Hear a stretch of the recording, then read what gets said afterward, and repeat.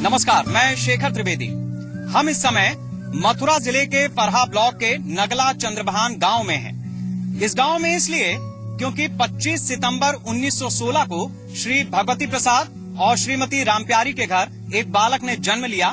नाम था दीनदयाल। जी हाँ, वही पंडित दीनदयाल उपाध्याय जिन्होंने आगे चलकर एकात्म मानववाद का सिद्धांत दिया और साथ ही भारतीय जनता पार्टी जो आज उसी सिद्धांत को अंगीकार स्वीकार करके उन्हीं के बताए रास्तों पर चलने की बात करती है और राष्ट्र के निर्माण की बात करती है। आज हम इस गांव की हालत को देखेंगे और समझेंगे कि किस तरह से एक पूरी पार्टी जिस व्यक्ति के पीछे जाकर के खड़ी हो गई है, जिसके सिद्धांतों के साथ खड़ी हो गई है, उसके गांव की हालत कैसी है, वहां के लोग क्या सोचते हैं और किस तरीके की समस्याएं हैं, किस तरीके से ये गांव आगे बढ़ने की दिशा में अपने कदम उठा रहा है। आइए मेरे साथ।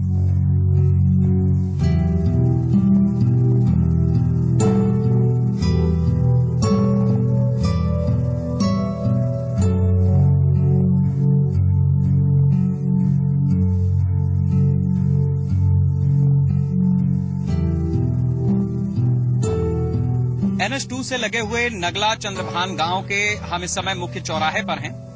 पक्की सड़क है, डामर रोड है, दूर दूर तक खेत खलिहान है। पंडित दीनदयाल उपाध्याय की उम्र उस समय महज 3 साल थी जब उनके पिता का देहांत हो गया। जब वो 7 साल के थे, उनकी माताजी का देहांत हो गया। जीवन का जो संघर्ष इस उम्र से शुरू हुआ वो उनका अनवरत बना ही रहा। 1937 में उन्होंने इंटरमीडिएट की परीक्षा पास की। 1939 में उन्होंने BA पूरा किया, गोल्ड मेडलिस्ट थे और पढ़ाई को लेकर के जो उनके भीतर जिज्ञासा थी, जिस तरीके का मोह था, वो जीवन भर बना रहा।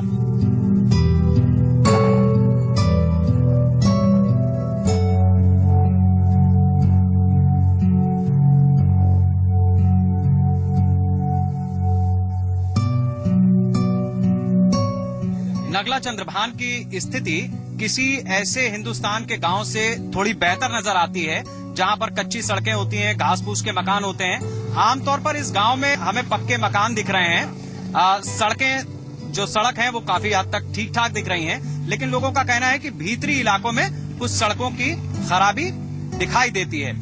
यहाँ एक CSC सेंटर है, अभी फिलहाल ताला लटका हुआ है, लेकिन बताया जा रहा है कि टीकाकरण वगैरह के समय यहाँ पर एनएम आती हैं। ये प्राथमिक स्कूल है यहाँ का।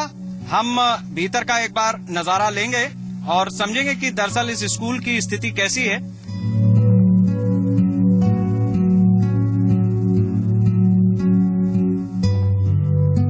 स्कूल साफ सुथरा है, यहाँ पर कोई ऐसी अव्यवस्था फिलहाल नहीं दिखाई देती कि जिसको लेकर के कोई सवाल बहुत बड़ा उठा दिया जाए, लेकिन मूल जो बात है वो है पढ़ाई लिखाई की।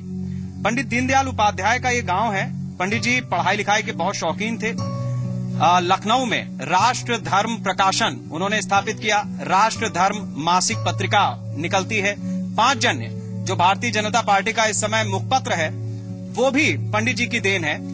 तो एक पत्रकार के रूप में, एक राजनीतिज्ञ के रूप में पंडित जी ने बहुत सारा काम किया, बहुत सारी स्थापनाएं की, बहुत सारे विचार उन्होंने चलाए।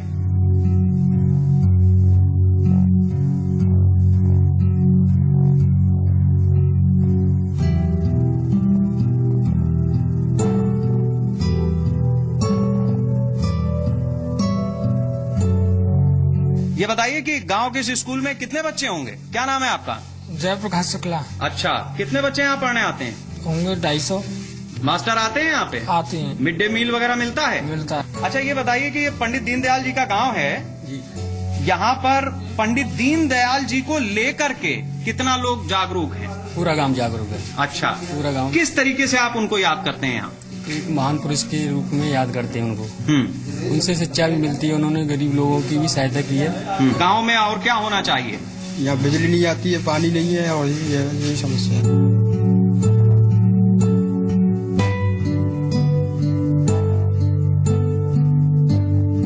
इसमें तो कोई दो राय नहीं है कि बाकी गांव से ये थोड़ा सा उन्नत किस्म का गांव लगता है। हालांकि जो गांव को बसाने में तबीयत होनी चाहिए थी, जो परिपक्वता होनी चाहिए थी, वो नहीं है। हमारे साथ प्रधान जी हैं। प्रधान जी, आइए ये बताइए कि ये गांव जब बहुत सारे मकान कच्चे रहे होंगे, फिर ये धीरे धीरे डेवलप करना शुरू किया गया होगा जी। हम देख रहे हैं कि गांव में एक तरफ नाली है, आपकी नालियां भरी हुई हैं, नालियों पर भी अतिक्रमण है, तो बहुत सारी ऐसी चीजें हैं जो ऐसा लगता है कि मानवीय भूल से हो गई हैं। जो अंदर की जो नालियां हैं गांव में वो तो साफ हैं, जो बाहर रोड पर नालियां बनी हुई हैं वो अतिक्रमण के कारण मतलब खराब पड़ी हुई हैं। हाँ। जो पानी भरा रहता है इस कारण वो गंदी पड़ी हुई हैं। अच्छा। हाँ। अभी हम देख रहे हैं कि बहुत सारे जैसे गांव होते हैं ना, जी। कच्ची सड़कें होती हैं, जी। बहुत पीछे हैं, मानते हैं ना, बहुत सारे गांव बहुत पीछे हैं अभी भी, लेकिन उससे ऊपर है अपना गांव, ये नगला चंद्रभान उससे ऊपर है।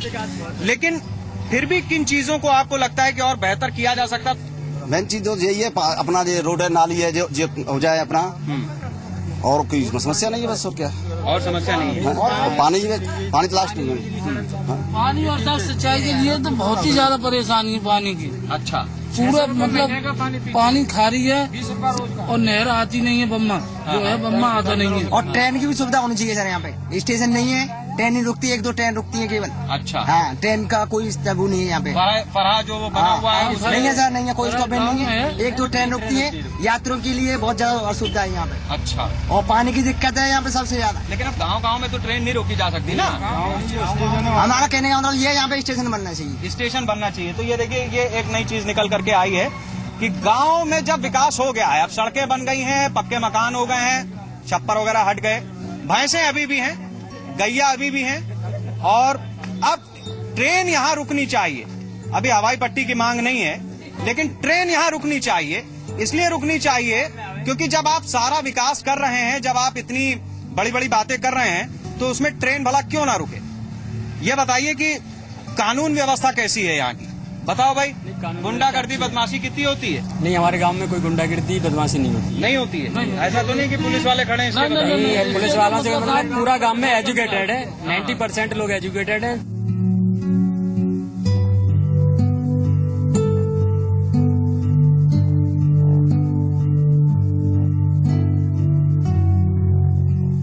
हम इस समय ठीक उस जगह पर खड़े हुए हैं जहां पर पंडित दीनदयाल उपाध्याय का जन्म हुआ था। ये उनकी जन्म स्थली है। एक पुरानी झोपड़ी हुआ करती थी यहाँ पर, लेकिन सन 1982 में यहाँ पर पंडित दीनदयाल उपाध्याय स्मृति भवन का निर्माण कराया गया। भव्य भवन बनाया गया है। जगह काफी है। यहाँ गांव के ही लोग, चंद्रभान नगला के लोग आते हैं, कृषक गोष्ठियां होती हैं, विचार विमर्श होता है।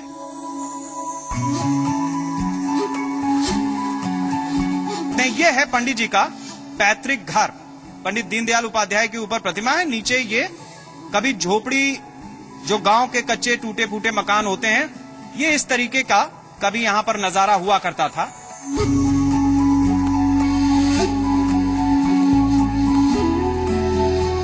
दीनदयाल स्मृति भवन में इस समय रंगाई पुताई का काम चल रहा है। यहाँ पर बहुत सारे दीनदयाल जी के जीवन वृत्त से जुड़े हुए वो पहलू बताए जाते हैं या बताए गए हैं, जिनको दरअसल इसी भवन की दीवारों पर टांग दिया जाता है। यहाँ आप देख रहे हैं कि ये फिलहाल उतार दिए गए हैं, लेकिन ये बताने के लिए काफी है कि किस तरीके से गांधी, लोहिया, दीनदयाल, इन सब की प्रासंगिकता है। किस तरह से सादगी में दीनदयाल उपाध्याय जी एक रत्न की तरह थे।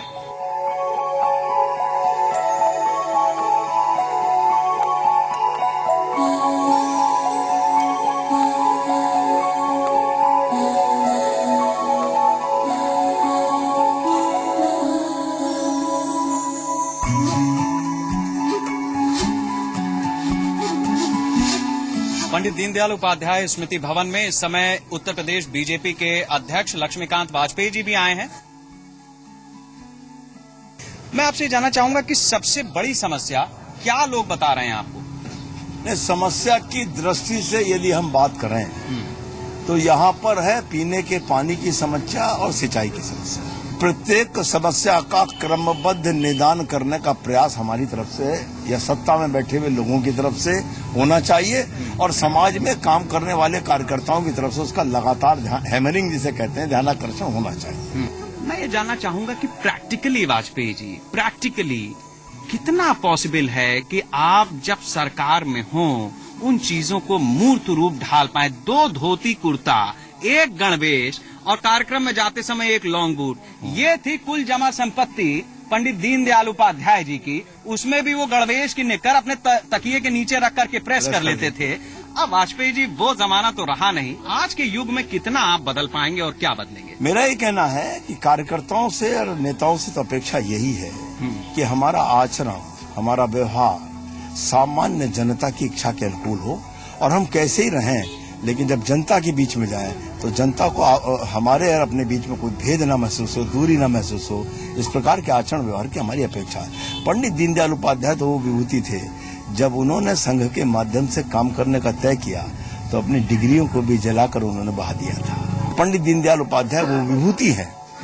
जब डॉक्टर श्यामा प्रसाद मुखर्जी ने जनसंघ की स्थापना की और परम पूज्य गुरु जी से उन्होंने कार्यकर्ता दो मांगे, तो दो ही कार्यकर्ता परम पूज्य गुरु जी ने दिए थे, एक पंडित दीनदयाल उपाध्याय, एक अटल बिहारी वाजपेयी। दुर्भाग्य हमारा कि पंडित दीनदयाल उपाध्याय को मौत के क्रूर हाथों ने हमको समय से पहले छीन लिया। मैं ऐसा मानता हूं कि 1 वर्ष के अपने कामों को जो जनसेवा के उन्होंने किए हैं, पंडित दीनदयाल उपाध्याय के चरणों में समर्पित करके अगले कार्यकाल के लिए इस महान मनीषी का आशीर्वाद प्राप्त करके कर्तव्य पथ पर आगे बढ़ेंगे। चलिए वाजपेयी जी, बहुत बहुत शुक्रिया। और जो वाजपेयी जी ने आखिर में बात कही है उसमें मैं एक चीज और जोड़ देता हूं। डॉक्टर श्यामा प्रसाद मुखर्जी को जब 2 कार्यकर्ता दिए गए, पंडित दीनदयाल उपाध्याय और अटल जी, उसके बाद डॉक्टर मुखर्जी का एक बयान था कि मेरे पास अगर 2 पंडित दीनदयाल उपाध्याय होते तो इस देश का राजनीतिक परिदृश्य कुछ और होता। पंडित दीनदयाल उपाध्याय भी नहीं रहे, अटल जी हैं, उनका जो स्वास्थ्य है वो इजाजत नहीं देता। पंडित दीनदयाल उपाध्याय के ग्राम नगला चंद्रभान में दूसरे पंडित दीनदयाल उपाध्याय की तलाश जारी है। 1937 में पंडित दीनदयाल उपाध्याय राष्ट्रीय स्वयंसेवक संघ से जुड़े। उसके बाद 1951 में राष्ट्रीय स्वयंसेवक संघ उत्तर प्रदेश में वो सह प्रांत प्रचारक के रूप में उन्होंने अपना कार्य किया। 1952 में भारतीय जनसंघ बना और उसके वो राष्ट्रीय महासचिव चुने गए। इसके बाद 15 साल तक वो इस पद पर रहे और लगातार इस पार्टी को आगे बढ़ाने का काम करते रहे।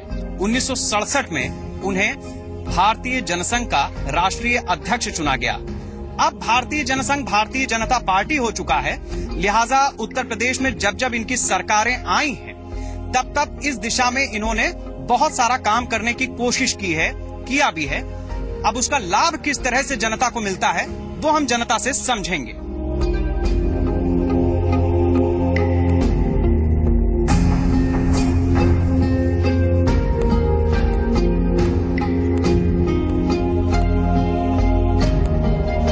हम इस समय दीनदयाल धाम में हैं। हमारे साथ इस समय मुकेश जी हैं जो हमें बताएंगे कि दरअसल इस धाम में कौन कौन से कार्य संचालित होते हैं और किस उद्देश्य से होते हैं। हाँ, दीनदयाल धाम में एक शिक्षण संस्थान के द्वारा कार्य किया जाता है। उसमें बच्चों को शिक्षा देने का कार्य होता है। यहाँ 2 विद्यालय चल रहे हैं। एक पूर्व माध्यमिक विद्यालय जो कक्षा 8 तक चलता है, दूसरा 9 से लेकर के 12वें तक चलता है। वो अलग अलग विद्यालय हैं और लगभग इन दोनों विद्यालयों में 30 अध्यापक कार्यरत हैं और दोनों विद्यालयों में मिलाकर के लगभग 650 विद्यार्थी इसमें विद्या अध्ययन कर रहे हैं। और इसके साथ ही इन दोनों विद्यालयों में छात्रावास में भी करीब 78 छात्र इसमें रहकर के विद्या अध्ययन कर रहे हैं। वो ग्रामीण अंचल से ये छात्र आते हैं और उनके भोजन पानी की सारी व्यवस्था यहीं पर रहती है। ये देखिए, ये छात्रावास के भीतर का नजारा है। लाइन से कमरे बने हुए हैं और बहुत सारे बच्चे इस समय यहाँ पर इकट्ठा हैं, जिनसे हम जानने की कोशिश करेंगे कि वो यहाँ पर क्या चीजें सीखते हैं। आप बताइए, आपका नाम? मेरा नाम आदेश शर्मा है। मैं बरेली भूरीपुरा से आया हूँ और मैं 9th क्लास में पढ़ता हूँ। अच्छा, तो यहाँ पे कैसे पता चला आपको? यहाँ कैसे आए? प्रचार हुआ था, मालूम हुआ था, वहाँ से यहाँ पे देखा, माहौल यहाँ का देखा तो और अच्छा था, फिर यहाँ पे आए थे। आप बताइए, आपका नाम? मेरा नाम संजय वर्मा है। हाँ। मैं यहाँ के बदायूं जिले से रहने वाला हूँ। अच्छा, यहाँ के बारे में कैसे पता चला? पंडित दीनदयाल उपाध्याय जी की चाह यहाँ मेरे लिए खींच लाई और उन्हीं के संस्कारित सिद्धांतों पर मैं भी कार्य करना चाहता हूँ। वो संस्कारों की भी बात है जो यहाँ पर इस पीढ़ी को खींच करके लाई है। ये पंडित दीनदयाल उपाध्याय का चित्र है। एकात्म मानववाद का इन्होंने सिद्धांत दिया। बहुत ही सरल, सहज और सपाट तरीके से उसको अगर समझना हो तो उसके लिए एक चौक की बाती और एक ब्लैक बोर्ड काफी है। पंडित दीनदयाल जी के एकात्म मानववाद का जो सार है वो कुछ इस तरह से है कि एक व्यक्ति है, ये बिंदु अगर एक व्यक्ति है इस व्यक्ति के चारों तरफ इसका परिवार है, परिवार के बाद इसका समाज है, समाज के बाद जाति है, जाति के बाद उसका राष्ट्र है, राष्ट्र के बाद ये सारा विश्व है और इस विश्व से आगे ये पूरा ब्रह्मांड है। तो ये कुछ इस तरीके से सर्पिलाकार आकार में आप समझ सकते हैं। और पंडित जी का कहना था कि अगर इस व्यक्ति को, अगर ये व्यक्ति देश में, समाज में सबसे आखिरी पायदान पर खड़ा है, हमारी सरकारें इस व्यक्ति को केंद्र में रख करके अपनी योजनाएं बनाएंगी, यानी नीचे से अपनी योजनाओं को अमली जामा पहनाना शुरू करेंगी, तो वो सबका भला करेंगे। इस व्यक्ति के परिवार का, समाज का, जाति का, राष्ट्र का, विश्व का और ब्रह्मांड का भी कल्याण होगा। यह है पंडित दीनदयाल उपाध्याय की फिलॉसफी। आसान सी लगती है, समझने में कोई इतनी बड़ी दिक्कत नहीं है। छोटे छोटे बच्चे हैं, उन्होंने बड़ी आसानी से बता दिया कि वो संस्कारों की वजह से यहाँ आए हैं, नैतिकता का पाठ पढ़ने के लिए आए हैं। मिलता होगा तभी आए हैं, लेकिन शायद वो जो दरअसल राजनीति में जमाने से अपने हाथ आजमा रहे हैं, उनके लिए बहुत मुश्किल है।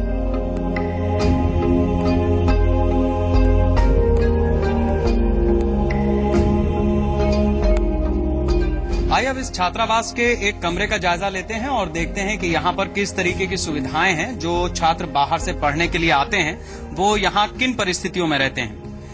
अच्छा खासा एक बड़ा सा कमरा है जिसमें 4 तखत डाले गए हैं, जिस पर बैठ करके बच्चे अपनी पढ़ाई लिखाई करते हैं। पढ़ने के लिए बाकायदा मेज है, सामान रखने के लिए अलमारी है। इस बात का भी ख्याल रखा गया है कि जो प्राकृतिक हवा है, रोशनी है, वो कमरे के भीतर दोनों तरफ से आती रहे।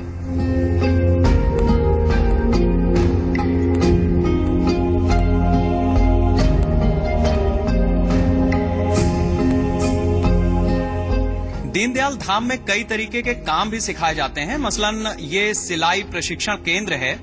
यहाँ आप देख सकते हैं कि कई सिलाई मशीनें लगी हुई हैं जिन पर काम चल रहा है।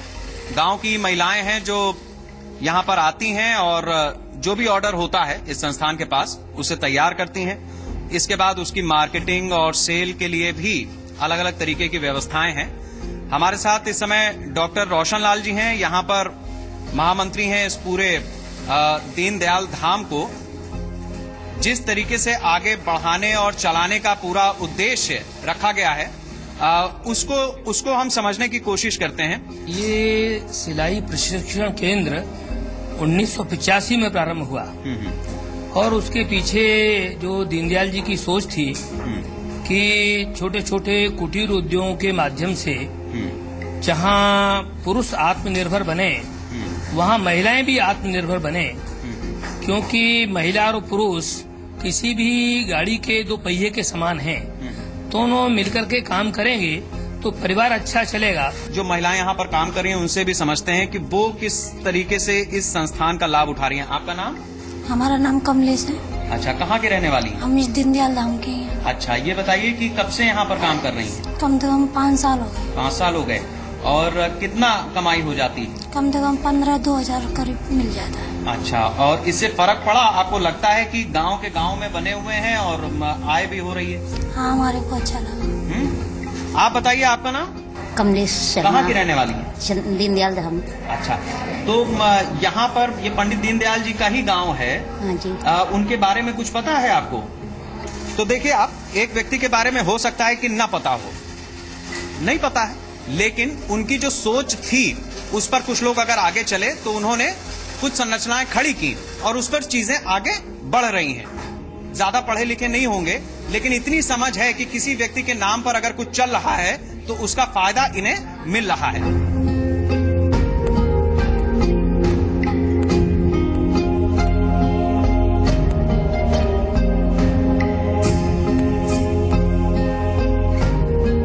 गाय को लेकर के बहुत सारी बातें हो रही हैं, बहुत सारी चर्चाएं हो रही हैं, लेकिन उसका जो उपयोग है वो किस तरीके से होता है, उससे रोजगार कैसे मिलता है, वो हमें यहाँ दीनदयाल धाम में देखने को मिला है। पूरी विधा का जो उद्देश्य है वो क्या है और किस तरीके से यहाँ काम होता है। यहाँ आयुर्वेद और पंचगव्य की औषधियों का निर्माण होता है और यह प्रयास किया जाता है कि अपनी जो आयुर्वेदिक औषधियां बनाने की शास्त्रीय जो विधि है उस शास्त्रीय विधि से आयुर्वेदिक औषधियां बने, जिससे जो समाज में धारणा है कि आयुर्वेदिक दवाओं से धीरे धीरे लाभ होता है, उसकी जगह पर आयुर्वेद के प्रति लोगों की आस्था जगे। और इसी तरह से गऊ के बारे में ये धारणा है कि गऊ का केवल उपयोग गऊ दूध के लिए है, तो गऊ दूध तो अपने में एक अमृत तुल्य वस्तु है ही, परंतु गाय से प्राप्त मूत्र, गोबर और अन्य जो उसके बाई प्रोडक्ट्स हैं वह भी उतने ही उपयोगी हैं। हम कुछ लोगों से बात करते हैं और समझते हैं कि वो यहाँ क्यों आते हैं। आपका नाम क्या है? मेरा नाम सोनम है। अच्छा, कहाँ के रहने वाली हैं? हम दीनदयाल धाम के रहने वाले हैं और यहाँ पंडित दीनदयाल धाम में आते हैं काम करने के लिए, और उन्हीं की बदौलत से हमें यहाँ रोजगार मिलता है। अच्छा, उनके दीनदयाल जी के बारे में कुछ जानती हैं, कुछ सुना है उनके बारे में? नहीं, बुजुर्ग लोग बताते हैं कि वो बहुत अच्छे लोग थे, उन्हीं की वजह से ये सारा स्मारक और की सारे ही रोजगार बनाए गए हैं। बस पढ़ाई लिखाई भी करती हैं? हाँ। कहाँ तक पढ़ी हैं? मैंने आज से इंटर तक किया है।